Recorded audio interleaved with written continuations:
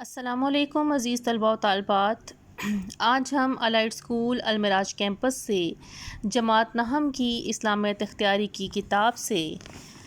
احادیث رسول کریم صلی اللہ علیہ وآلہ وسلم کی اہمیت اور ضرورت کا موضوع پڑھیں گے۔ کتاب کا صفحہ نمبر 38، حدیث کی ضرورت اور اہمیت۔ قرآن مجید اللہ تعالیٰ کی آخری کتاب ہے جو اس نے اپنے آخری رسول تاجدار دو عالم صلی اللہ علیہ وآلہ وسلم پر نازل فرمائی اور اسے قیامت تک کے لیے اسلام کا معجزہ قرار دے دیا۔ یہ کتاب فصاحت و بلاغت میں اپنی نظیر نہیں رکھتی، یعنی اس کے اندر جو کلام کہا گیا ہے وہ بہت ہی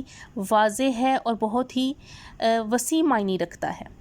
اس کا اسلوب بیان یعنی بات کو بیان کرنے کا جو انداز ہے اس قدر دلکش یعنی خوبصورت ہے کہ جو سنتا ہے متاثر ہوئے بغیر نہیں رہ سکتا۔ عرب جنہیں اپنی زبان دانی پر ناز تھا، یعنی اپنی زبان عربی زبان پر ناز تھا، اس کی ایک چھوٹی سی صورت کا مقابلہ بھی نہ کر سکے۔ یہ ہے اس موضوع کی تمہید۔ حدیث کی ضرورت، یہاں آپ ہیڈنگ دیں گے حدیث کی ضرورت، اور یہاں سے یہ ٹاپک شروع ہوگا کہ اس میں شک نہیں کہ کوئی ایسا امر نہیں، یعنی ایسا کوئی حکم نہیں ہے، ایسا کوئی کام نہیں ہے، معاملہ نہیں ہے جس کا حل قرآن مجید میں موجود نہ ہو۔ اس میں گزشتہ واقعات بھی ہیں، یعنی جو ماضی میں گزر چکے ہیں، اور آنے والے واقعات یعنی مستقبل میں آنے والے واقعات کی پیشین گوئیاں بھی ہیں، عقائد بھی ہیں اور اعمال بھی ہیں۔ اس میں عبادات بھی ہیں اور رہنے سہنے کے طور طریقے اور آداب بھی۔ اس میں وہ احکام بھی ہیں جنہیں امر کہتے ہیں، یعنی جن کاموں کے کرنے کا حکم ہو، اور وہ احکام بھی جنہیں نہیں کہا جاتا ہے، یعنی جن باتوں کے کرنے کا حکم ہو وہ امر کہلاتے ہیں اور جن باتوں سے روکا گیا ہے ان کو نہیں کہا جاتا ہے۔ یہ آپ کو شارٹ کوسچن میں آ سکتا ہے کہ امر کسے کہتے ہیں یا نہیں کسے کہتے ہیں، تو اس کا آنسر یہ ہے کہ جن باتوں کے کرنے کا حکم دیا گیا ہے قرآن مجید میں وہ امر کہلاتے ہیں، اور جن باتوں سے روکا گیا ہے ان کو نہیں کہا جاتا ہے۔ قرآن مجید میں امر اور نہیں کی نشاندہی کر دی گئی ہے اور ہر حکم بیان فرما دیا گیا ہے۔ نماز، روزہ، حج، خمس، زکوٰۃ، جہاد اور دوسرے فرائض کے احکام موجود ہیں، لیکن جب تک ان کی تفصیل بیان نہ کی جائے تو ان پر عمل نہیں ہو سکتا۔ عبادت میں نماز کو ہر عبادت سے زیادہ اہمیت حاصل ہے۔ قرآن مجید میں بار بار اس کا حکم دے کر تاکید فرمائی گئی ہے، مگر یہ کہ نماز پڑھنے کا کیا طریقہ ہے، اس کے ارکان کیا ہیں، واجبات کیا ہیں، سنتیں کیا ہیں، کتنی نمازیں فرض ہیں اور کتنی سنت ہیں، کس کس موقع پر کون کون سا کلام پڑھا جائے گا، ارکان کی ترتیب کیا ہے، نماز کس کلام سے شروع ہوتی ہے، کس کلام پر ختم ہوتی ہے، کس وقت آواز سے پڑھی جائے یعنی اونچی آواز سے اور کس وقت آہستہ پڑھی جائے، اس کی تفصیل سمجھانے کے لیے اللہ تعالیٰ کی طرف سے معلم کی ضرورت ہے، یعنی استاد کی ضرورت ہے، اور وہ معلم رسول اکرم صلی اللہ علیہ وآلہ وسلم ہے۔ حضور صلی اللہ علیہ وآلہ وسلم نے فرمایا، سلو کما رأیتمونی اصلی، اس طرح نماز پڑھو جیسے مجھے نماز پڑھتا دیکھتے ہو، یعنی ہم جس طریقے سے فریضہ نماز ادا کرتے ہیں یہاں حضرت صلی اللہ علیہ وآلہ وسلم کی قولی اور عملی تعلیم کا نتیجہ ہے۔ یعنی ہمیں یہاں معلوم ہوا کہ بے شک تمام احکامات قرآن مجید میں موجود ہیں، لیکن ان کی تفصیلات جب تک ہمیں معلوم نہیں ہوں گی ان پر عمل نہیں کیا جا سکتا، اور وہ تفصیلات ہمیں احادیث نبی صلی اللہ علیہ وآلہ وسلم سے ہی ملتی ہیں۔ اس لیے حدیث کے بغیر ہم اپنی عبادات پر عمل نہیں کر سکتے۔ یہ حدیث کی ضرورت یہ پوائنٹ ہمیں بیان کر رہا ہے۔ اب آپ اس پوائنٹ حدیث کی ضرورت کے پوائنٹ کے نیچے سب ہیڈنگز دے سکتے ہیں، جیسے آپ پہلی سب ہیڈنگ نماز کی دیں گے تو یہاں تک نماز کا ذکر آ گیا ہے۔ دوسری سب ہیڈنگ آپ دے سکتے ہیں زکوٰۃ اور خمس کی، کہ زکوٰۃ اور خمس کا حکم قرآن مجید میں موجود ہے، مگر یہ کہ کس کس چیز سے کس وقت اور کس قدر زکوٰۃ دی جائے اور خمس نکالا جائے، اس کی تفصیل حضرت صلی اللہ علیہ وآلہ وسلم نے سمجھائی ہے۔ پھر تیسری سب ہیڈنگ دی جا سکتی ہے حج بیت اللہ اور اس کے مناسک کا حکم قرآن مجید میں موجود ہے، مگر ان مناسک کے ادا کرنے کا طریقہ، ادا کرنے کے اوقات اور ترتیب حضرت صلی اللہ علیہ وآلہ وسلم نے سمجھائی ہے۔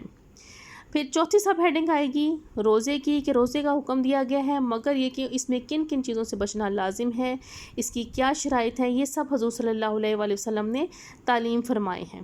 اور پھر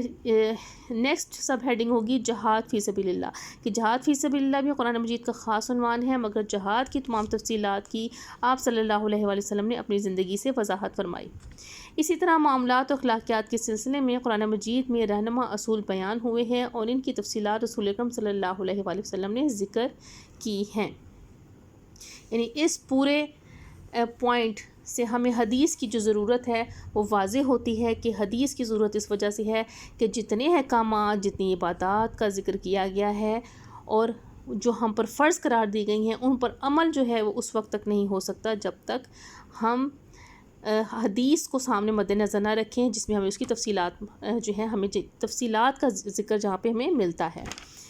نیکسٹ پیج نمبر 39، اس کے اوپر آپ ہیڈنگ دیں گے حدیث کی اہمیت کے۔ ہم نے حدیث کی ضرورت اور اہمیت کا ٹاپک پڑھ رہے ہیں، پچھلے پیج پر ہم حدیث کی ضرورت پڑھ چکے ہیں، جبکہ حدیث کی اہمیت ہم اس پیج پر پڑھیں گے۔ ہیڈنگ دیا آپ نے حدیث کی اہمیت، اس کے نیچے آپ لکھیں گے کہ قرآن مجید کی کئی آیات سے بات معلوم ہوتی ہے کہ رسول اکرم صلی اللہ علیہ وآلہ وسلم اللہ تعالیٰ کی طرف سے صرف آیات قرآنی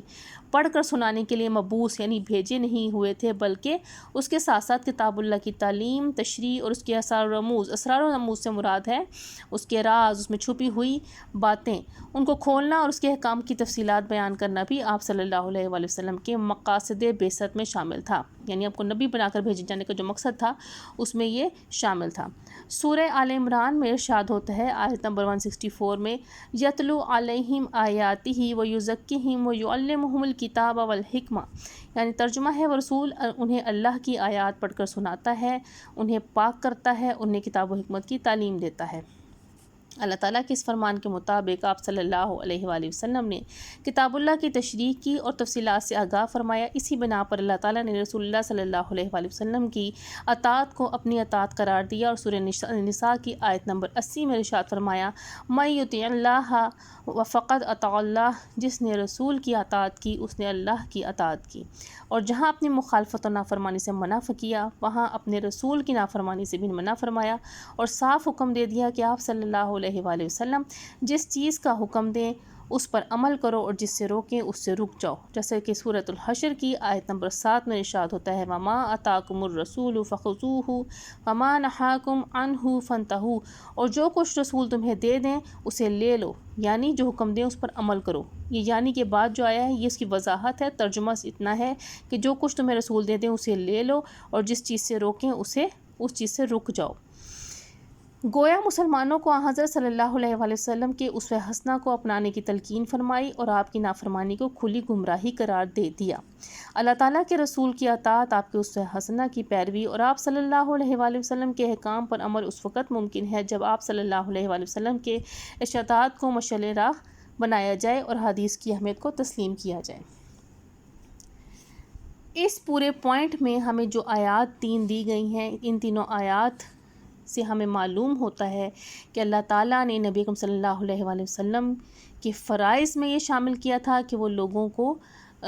قرآن کی تشریح بتائیں، قرآن پر عمل کرنا جو ہے وہ سکھائیں اور قرآن کی وضاحت کریں، اور آپ کی اطاعت کو بھی لازم قرار دیا تھا۔ تو اب ہمیں نبی اکرم صلی اللہ علیہ وآلہ وسلم کے اسوہ حسنہ کی پیروی کرتے ہوئے اپنے تمام عبادات کو مکمل کرنا ہے۔ یہ جو آیات موجود ہیں، یہ تین آیات میں سے کوئی سی آیت آپ کو پیپر میں دی جا سکتی ہے اور کہا جا سکتا ہے کہ اس کا ترجمہ لکھیں، یعنی شارٹ کوشچنز میں یہ آیات آ سکتی ہیں ترجمے کے لیے۔ یہ جو میں نے انڈر لائن کیا ہے فنتہو، بورڈ میں ایک دفعہ فنتہو کا لفظ دیا گیا اور کہا گیا تھا کہ فنتہو کا ترجمہ لکھیں، تو فنتہو کا مطلب ہے بس اس چیز سے رک جاؤ۔ امید ہے کہ آج کا لیکچر آپ کو سمجھ آ گیا ہوگا۔ آپ حدیث کی ضرورت اور اہمیت کو اچھے طریقے سے یاد کیجیے گا، جیسے آپ کو ہیڈنگز کا کہا گیا ہے، ہیڈنگز بھی نوٹ کیجیے گا اور اسے اس کے شارٹ کوسچنز جو ہیں وہ بھی آپ لرن کیجیے گا۔ اللہ حافظ۔